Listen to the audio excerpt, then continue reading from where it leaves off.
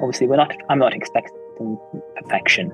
It's impossible to reach this within the week with brand new youth orchestra, but we're concentrating on the progress, and we'll learn things from working with this youth orchestra, and hopefully we can carry on and maybe expand within like national borders within Lithuania and do something more with youth, because it's a growing problem, especially in Lithuania.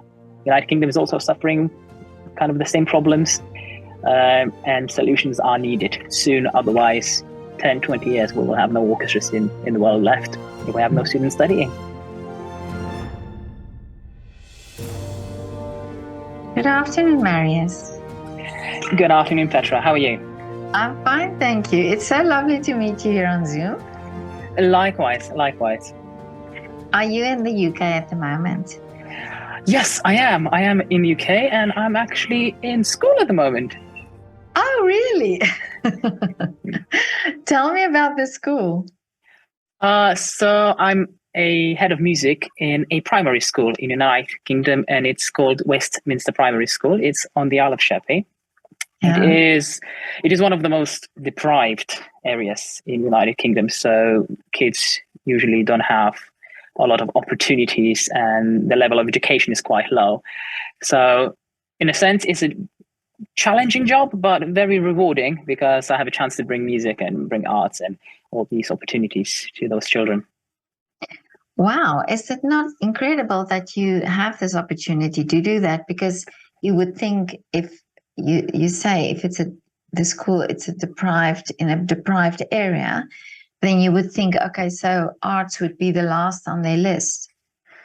That's actually, that is very true. But I've been very fortunate. I've been in this school for nearly 4 years, and we managed to bring children a lot of things, like just for them to see the orchestra, opera singers, string quartets, other performances, going to pantos, which is a very popular thing in United Kingdom before Christmas. It's kind of a more theatrical plus comedy stuff.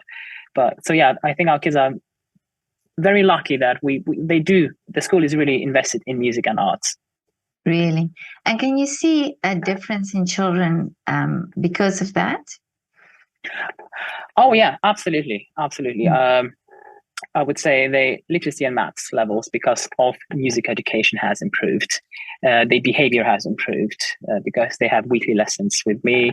We have whole school singing assemblies, which is, for the children, is usually the most exciting thing in the mornings, to have 400-500 children singing together different songs, the songs they like. So it kind of brings up the mood, and for the teachers and for the children, and it's absolutely very, very beneficial for them. So I'm really pleased to be at this job. So how many hours of music would you say would each child get? It's difficult to say how much hours each child, because I work with classrooms, so I have a whole class of children. So usually they have at least an hour a week individual lessons with me as a classroom. As for like singing assemblies, this year we're going to have 2 a week. Then obviously my school also has a junior choir and the chamber choir. They also have about an hour and a half a week. Okay. But if I can ask you now this, do you think if there were more time allocated for music and for singing and maybe for other forms of art related, can you see that there could be a bigger difference? Oh, absolutely. In comparison, for example, because obviously I work in the United Kingdom, but I was brought up in Lithuania, so I can really compare 2 different educational systems. So, for example, in Lithuania, in my school, when I was in primary and secondary school, we would have at least 2 academic hours a week of music, plus choir, plus 2 hours at least of individual like piano lessons, plus an hour of singing lessons, and then obviously music history, music theory. So my school was really, really invested in Lithuania. At the moment in the United Kingdom, in primary schools, usually you would not have a head of music or just a simple music teacher who would lead music lessons as a specialist. Usually music lessons would be left to a classroom teacher who are not specialized in that. So, but everything comes up to funding. Because the first thing that always is cut, for example, in the crisis during COVID, is usually the arts and the music, and the budgets are quite tight every single year. So it's really, really difficult for school to find money to fund, for example, my residency in the school, or just employ any artist to come and do any work with children.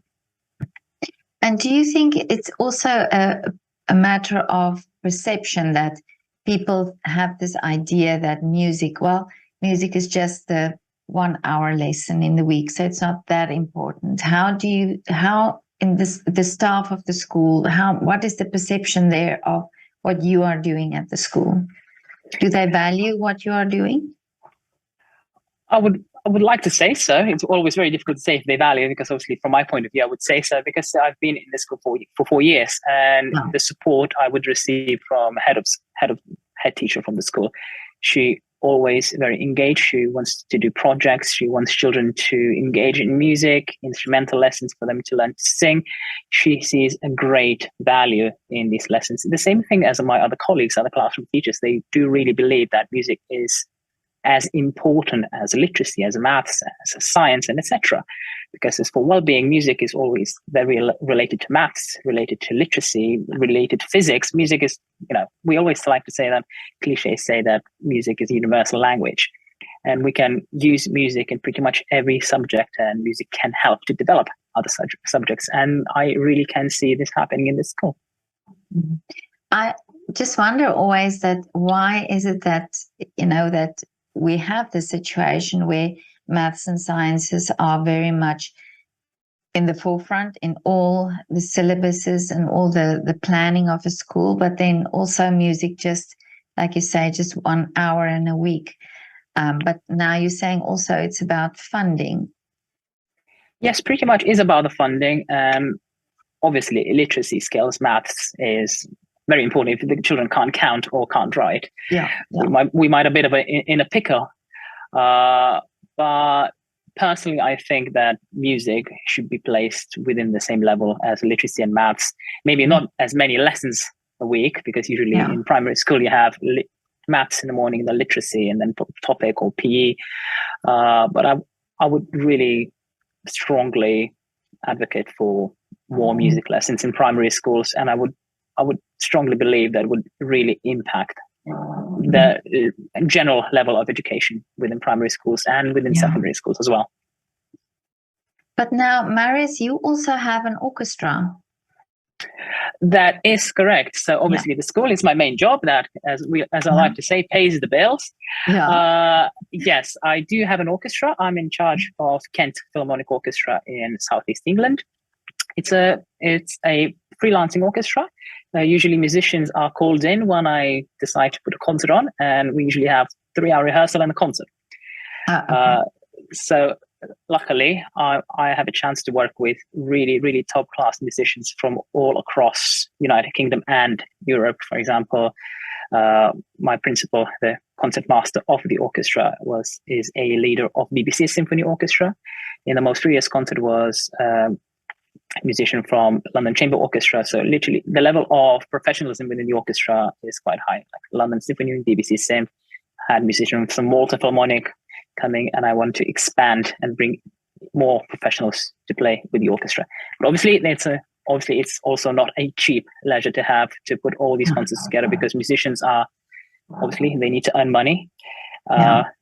So I would say that when it comes to running an orchestra, conducting and enjoying the music is, I would say, 5% cherry on the top of the cake. The rest of the work is organizing, administration, fundraising. This is something that I've heard also before from conductors, saying that, you really have to have a sort of a business sense about it, and to organize and do those things. You're absolutely correct. Just recently, like last year, I had a chance to study at Juilliard in New York for a bit.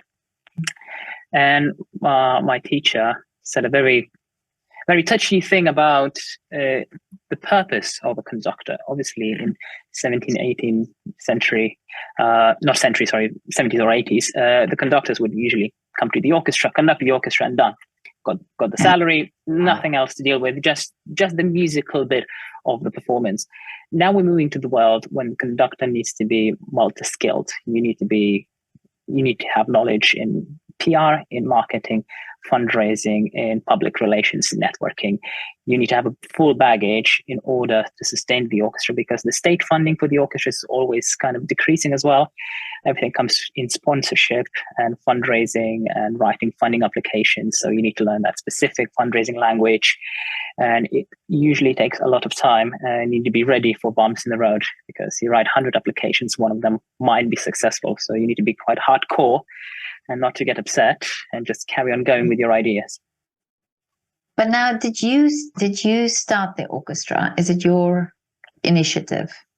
Yeah, that is correct. That was my dream, to start the orchestra from scratch. I can't really remember what was the reason to actually start the orchestra. I think there were some issues in my personal life, and so just one day it clicked, like, you know what, I'm actually gonna start doing my dream to set up the orchestra. So I sat down by the computer, opened the Companies House website, the Companies House, when you can register a company. Oh, yeah, and I registered my orchestra as a company. In that case, usually we can start applying for funds and start researching, approaching people. I knew already quite a few musicians who said they would be interested in joining. And a year later, we had our inaugural concert. We performed Beethoven's Third Symphony, Mozart's Harp and Flute Concerto with some absolutely amazing musicians. And the concert was an absolute success. So since then, we carry on working and developing further projects together.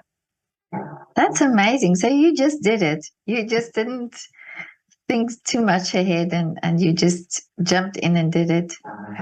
I think that's the way of thinking. Nothing is going to be given to you on a silver platter these days. Yeah. If you want to achieve something, you need to set your mind to it and just actually do it. And as I said, don't get upset if, for example, something doesn't work out. And there'll always be problems while organizing big things like setting up an orchestra and everything else. You will learn on the way. You will make mistakes, but you will learn from them. And as I said, just don't give up. Just go forward and just try to live your dreams. Yes, exactly. Yeah. Was it difficult to get, because you mentioned that you had big musicians there, or that you had musicians from bigger orchestras there. Was it difficult to get the musicians to come because it was a new orchestra? At the time when we had our first inaugural concert, it was a bit of an issue to get the musicians, but because at the time I had some connections with BBC Symphony Orchestra, I just decided to approach those musicians to say, would you be interested? That's the program. That's how much we pay. Exactly the same thing happened with the concertmaster of the orchestra, who was Stephen Bryan, the leader of BBC Symphony Orchestra. I went to a concert in London. I was listening to Mahler's first. It was a charity concert, and I've noticed Stephen playing as a concertmaster. And honestly, after the concert, I found him on LinkedIn, gave him a message. I said, Stephen, would you be interested? Brand new orchestra, all musicians joining together. Would you be interested in joining? And he said yes. So just don't be afraid. Don't be afraid of asking. You could get an answer yes or no. If they say no, you go find someone else. They say yes, brilliant. Exactly. I also think there's only just two outcomes: either yes or no. Exactly. Can't be anything else. Or like on Facebook, maybe. Oh yeah, on Facebook, maybe. Yeah. I received some of those. Yeah, I probably could come to the concert, and you never hear from them ever again. It's also an answer. If they say maybe, it's like, all right, okay, I pretty much know your answer then. But Marius, tell me about this project that you're doing in Lithuania now. So in Lithuania, together with my colleagues, opera singer Laura Reklaitis and pianist Kamilė Zaveckaitė, we all three from the same city in Lithuania. It's called Marijampolė. And pretty much about 2 years ago, I met with Laura during a Lithuanian independence concert. And after the concert, Laura approached me and said, Marius, I have my own foundation. I have my own charity. I'm raising money for a grand piano in our culture center, which is the main purpose of our foundation. And she said, I would like to do just one charity concert. Would you be interested in joining? I said, absolutely. It's a brilliant idea. Raising money for grand piano for our home city. just admirable. And I said, yeah, absolutely, let's go for it. And obviously then COVID happened. So we had a lot of time on our hands. So me and Laura started communicating, chatting further.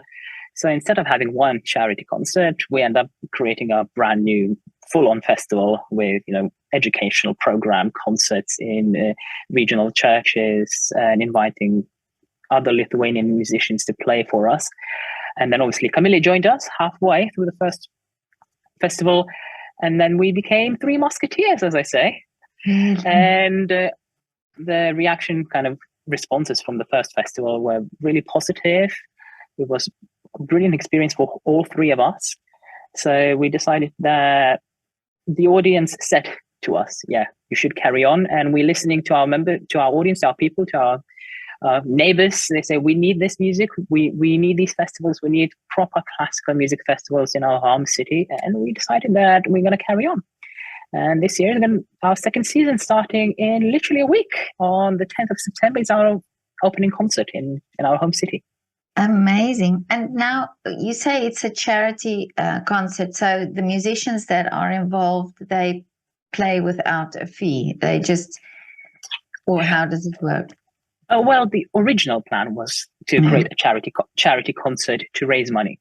But obviously, when we start creating the festival, obviously we need to hire an orchestra and etc. Obviously, all of the concerts are free of charge. Everyone can claim free admission. They can donate to the charity if they decide to. Of course, myself, Laura, and Camille, we donated all our fees to the foundation. We did everything free of charge. The same this year. We're working absolutely free of charge. But obviously, to pay the musicians, the orchestras we're hiring to come to play for us, guest musicians, obviously marketing, posters, everything else comes to a price. So once again comes the fundraising, approaching sponsors, and all that administrative work that needs to be done before commencing the festival. But it seems that you just, you have this organizational skills to do that. Because where do you tap in to get all these sponsors?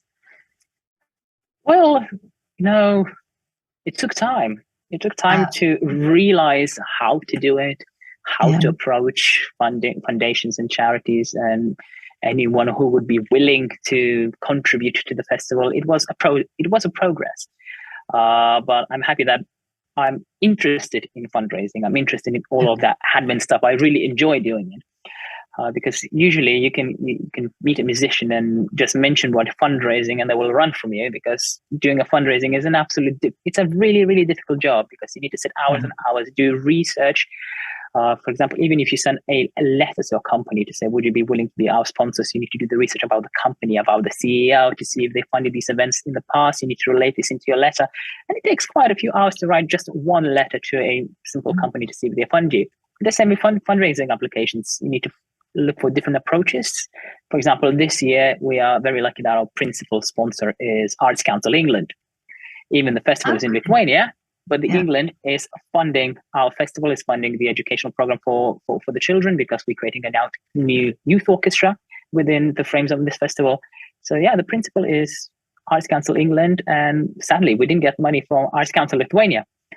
So it's a bit of a paradox. We're being funded internationally, but not locally. Yeah, that's very interesting, but wonderful that they could see, that they see the value of that. Yeah, absolutely. Because obviously I have an orchestra in United Kingdom, and I think obviously the Arts Council England see the value that the experience I will gain working with the festival in Lithuania, working with the new orchestras, and it will bring value to England, to Southeast England, to Canterbury, to the communities in my city. Because I obviously work not only with orchestras, but I work with choirs. I work with people with mental health issues. So I develop lectures about how to work with special needs children. And they do see the value of me getting that experience and bringing back to United Kingdom. Mm-hmm. And now this orchestra that you formed there in Lithuania, tell me about that. Well, we don't have an orchestra in Lithuania yet. We have a company, which is Marius Philharmonic. It's just on an organization. It's like a new company. We literally just started that 6 months ago as a frame for our festival. At the moment, as a festival, we collaborate with other orchestras. This year, we have a Klaipėdos City Chamber Orchestra, which is a wonderful and absolutely amazing orchestra who specialize in Baroque music. And one of the main things within the festival in the choices will be presenting the Baroque era, like Johann Sebastian Bach's music. As for the idea of the professional orchestra, that is the idea maybe for next year, to bring musicians from the county and maybe some guests from around Baltic states to come and join a new orchestra in our home city. But as I mentioned, we do create a new youth orchestra this year, which is in collaboration with 4 music schools in the county, because we do not have a youth orchestra in our county, and I believe we do not have, for example, even a national youth orchestra in Lithuania. Really? At least to my knowledge. I'm trying to think it, but to my knowledge, I really can't recall having a national youth orchestra in our country. And for example, I've been living in UK for 10 years, and I remember the days when I was in school in my home city, how music education was prospering. We had orchestras within music schools. We had choirs, youth choirs were quite professional. 10 years after, the level of interest in music education from children decreased drastically. Really? Students are not interested. They have no patience. We're living in a technological age. Children probably more interested in computers, TikToks, Instagrams, and everything else was out there. And it's very difficult to interest them. So that's the reason we're collaborating with 4 music schools and trying to bring all that youth together into one unity and an orchestra, and try to create a concert with them. So at the moment, hopefully, we have about 50 or 60 young musicians who will play together for 1 week, extensive rehearsals. Obviously, I'm not expecting perfection. It's impossible to reach this within the week with brand new youth orchestra, but we're concentrating on the progress, and we'll learn things from working with this youth orchestra, and hopefully we can carry on and maybe expand within like national borders within Lithuania and do something more with youth, because it's a growing problem, especially in Lithuania. United Kingdom is also suffering kind of the same problems, and solutions are needed soon. Otherwise, 10, 20 years, we will have no orchestras in the world left if we have no students studying. Yeah, because the orchestra is also a great motivation for the students who do play instruments. This coming together and this the unity also, not just for them as musicians, but also for them as children coming together with other children with like-minded values and motivation. Yes, you're absolutely correct. And obviously they can meet new friends. Which is always very important. And when they see the final product of the concert, when they hear that unity, that beautiful harmonies together, when they can create together, personally, I would say it's a push. It would be a push for me if I would have this opportunity when I was a child. Obviously, I'm a pianist. To find a space for a pianist in the orchestra is usually quite difficult. I wish I had played like cello or violin, but I would go for it. If I was 12, 13 years old, I would play violin, and someone would say, "We're setting up a new orchestra. Would you like to play it for it?" I would be 100% in it. But now tell me about your career. You say now you play the piano, but how did you start playing the piano? What age were you? Oh God, my career, musical career. Well, I think everything started when I was in nursery, kindergarten. Really? I was a singer at the time. And my music teacher in those early years when I was 4 years old noticed my voice, and we went into the competitions, and my debut was at the National Opera House as the prize winner in competition, and performed on I think national TV with the Radio and Symphony Orchestra. Wow. And I was 5. And since then, my dad took me to a music school. I don't remember this, but my dad told me that I walked into that music room in that music school, and the first thing I picked up was accordion. And then the piano teacher saw me in that school, and she picked me, sat me down, and I was engaged, and I was into that piano, and I started playing piano. So throughout primary school, throughout secondary school, obviously carry on with singing career, piano as well. Later on, the singing kind of decreased because of limitation, but I carry on playing piano. Some festivals, some competitions were won.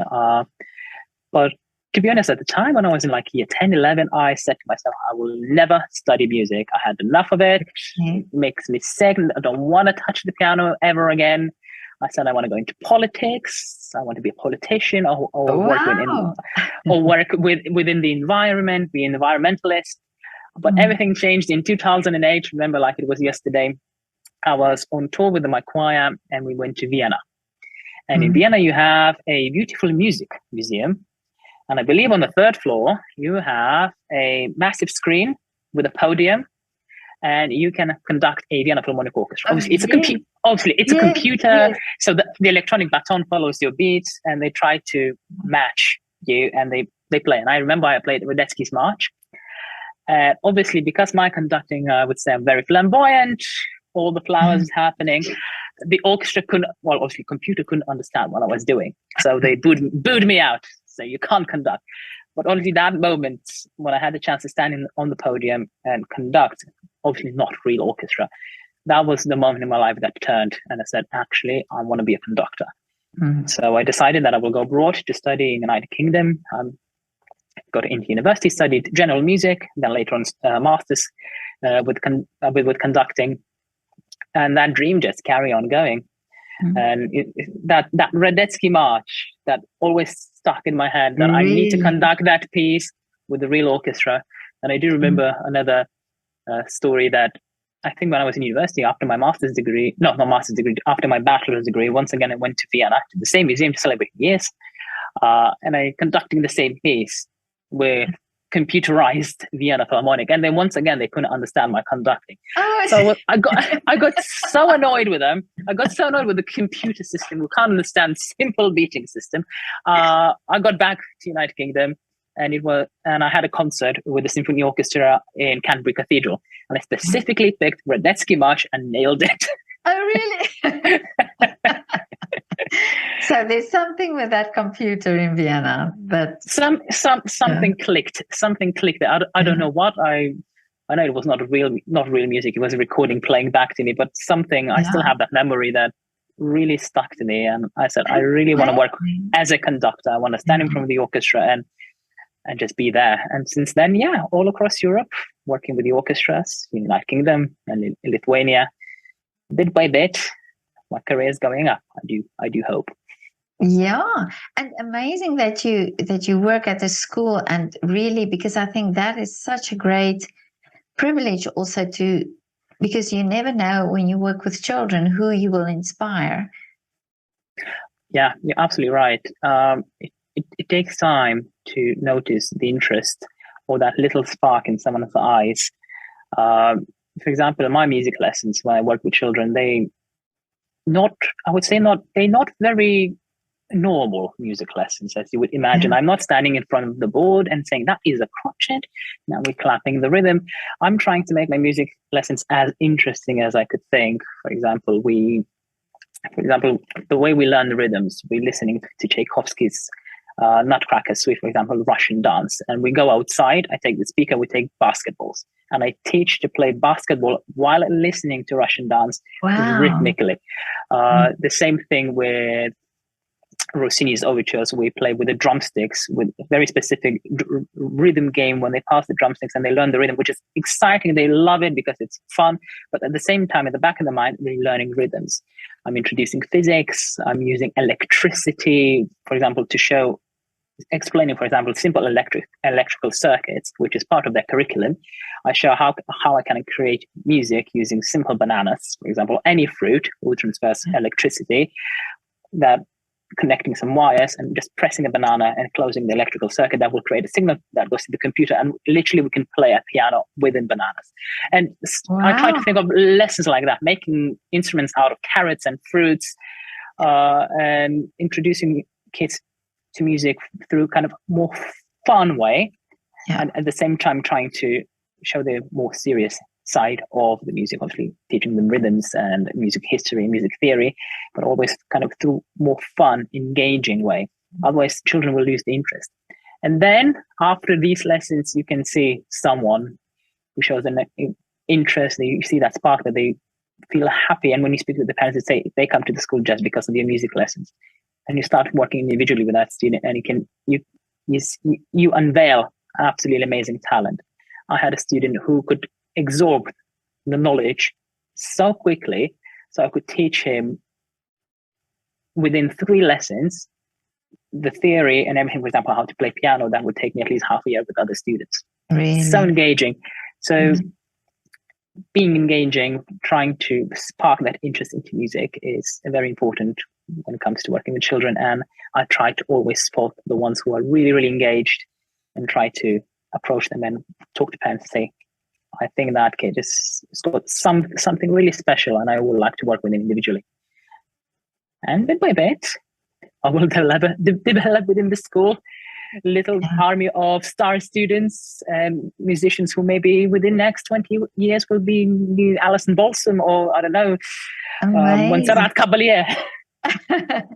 That's so amazing. And that you can spot that also, in them. Because it must be also coming from your love for the music that you then create this energy from them. Yeah, that's probably true. As I say, not blowing my own trumpet, but yeah, I would say, as I also work with other teachers and I do lectures for teachers, I always say that energy, that love for music. If you believe in yourself, what you do, your students will believe you. If you just stand there just because you have to, students won't be interested. They will get bored really quickly. But if you are firing with energy, with love for the subject you do, it doesn't matter, is it music, literacy, maths, whatever. But if you really love that subject, that love will transfer to the students and they will be more engaged and they will understand it quicker because they will see, well, Mr. R, well, that's how they call it in my school because they can't pronounce my surname. Mr. R is probably, he's loving this. So I think I might like it too. Yeah. And I think it's also important that you connect also these other subjects, because then when they go in the science room, then maybe they will automatically, that will trigger that they make these connections. Absolutely. Cross-curriculum activities are actually one of the things we're trying to encourage within the school. We're always trying to find what would go with literacy, what would go with maths. Is there any other curriculum we could literally merge together for some lessons? Maybe if the student is not good in maths, he might be absolutely brilliant in playing keyboards and learning rhythms. If the kid is not, for example, he's struggling with writing and concentration, he might be absolutely amazing in arts. So if we can find those little connections within other subjects, that might kind of lead the child the way he is could prosper more. Yeah. Well, Marius, this is so interesting to talk to you. And tell me, what are your wishes now for the future? Oh dear. My wishes are probably don't stop. I would say my wish is to carry on being as excited and energetic as I am now in working with children and working with different projects, working with the orchestras and the choirs. Don't lose that faith in myself. And I would say carry on creating for our communities, for our children, and try to do as much as I can musically. Yeah. And also your orchestra. What would you like to see the orchestra be? My dream would be for the orchestra, it would be a full-time job eventually. So, because obviously at the moment, the orchestra is not as regular as I would like to, but if it works out, if I can get enough funding, regular funding, I would like the orchestra to be kind of as regular as BBC Symphony Orchestra, and they have the same musicians, and then we definitely could make a difference as musicians to the community. Well, first you have to stay at the school, because I think you have to inspire many more children. That's the plan for the future. That's for sure. Yeah, but many people who have made wishes on my channel, their wishes came true. So I think you should let me know when the orchestra, when you are full-time based at your orchestra. Absolutely. I will definitely will let you know. Thank you. We'll do another interview then. Okay, we have a deal. Marius, I just have one more question for you. Can you do a shout out for a restaurant or coffee shop that you visit regularly in your area? For a coffee shop or a restaurant, either. Or in Lithuania, if there's some place in Lithuania that you can mention. Oh, well, for me, honestly, you put me on the spot. The only name that comes to my mind is Café du Soleil, which is in Canterbury, and it's the place. It's my favorite place to go and socialize and have a lovely meal with my friends or with my other half. Okay, and what type of restaurant is it? It is Italian-French restaurant. Oh, okay. Oh, that sounds amazing. And it's by the river, and the views and the food is just absolutely gorgeous. I just love it there. Okay, I'm going to put their link in the description as well. Yeah, absolutely. Yeah, okay.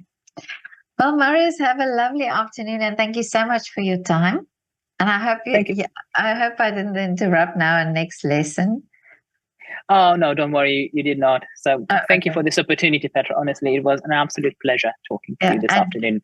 And all the best for also the work that you're doing in Lithuania. And I really hope that you, this festival and the work that you're doing there, that you inspire also children there. You seem to have this energy and you seem to have this drive to do it. So I'm sure it will happen.